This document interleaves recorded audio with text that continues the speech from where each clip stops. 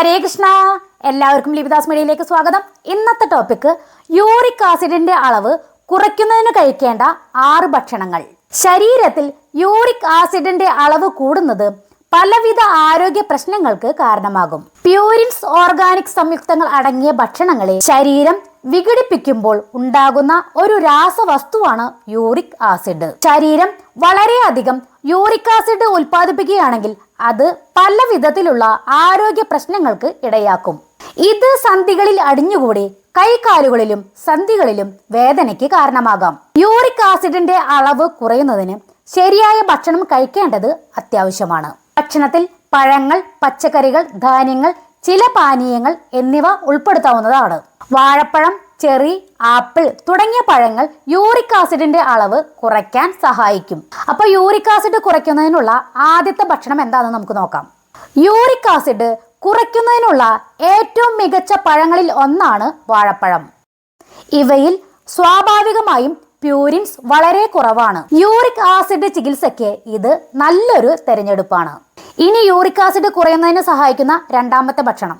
ആപ്പിളിൽ ഉയർന്ന അളവിൽ നാരുകളുണ്ട്. ഇത് യൂറിക് ആസിഡിന്റെ അളവ് കുറയ്ക്കാൻ സഹായിക്കുന്നു. നാരുകൾ രക്തത്തിൽ നിന്ന് യൂറിക് ആസിഡിനെ ആഗിരണം ചെയ്യുകയും ശരീരത്തിൽ നിന്ന് അധിക യൂറിക് ആസിഡിനെ ഇല്ലാതാക്കുകയും ചെയ്യുന്നു. മാത്രമല്ല ആപ്പിളിൽ മാലിക് ആസിഡും അടങ്ങിയിട്ടുണ്ട്. ഇത് ശരീരത്തിലെ യൂറിക് ആസിഡിന്റെ സ്വാധീനത്തെ നിർവീര്യമാക്കുന്നു. ഇനി യൂറിക് ആസിഡിന്റെ അളവ് കുറയ്ക്കാനുള്ള മൂന്നാമത്തെ ഭക്ഷണം. യൂറിക് ആസിഡ് കുറയ്ക്കാൻ ചെറി തിരഞ്ഞെടുക്കുക. ചെറിയിൽ ആന്തോസയാനിൻ എന്ന ആന്റി ഇൻഫ്ലമേറ്ററി ഘടകമുണ്ട്. ഇത് യൂറിക് ആസിഡിന്റെ അളവ് നിയന്ത്രിക്കുന്നു. ഇനി യൂറിക് ആസിഡ് കുറയ്ക്കാൻ സഹായിക്കുന്ന നാലാമത്തെ ഭക്ഷണമാണ് കാപ്പി. The American journal of clinical ന്യൂട്രീഷനിൽ പ്രസിദ്ധീകരിച്ച ഒരു പഠനത്തിൽ പങ്കെടുത്തവർ കാപ്പി കുടിക്കുമ്പോൾ സന്ധിവാതത്തിനുള്ള സാധ്യത കുറയുന്നതായി കണ്ടെത്തി.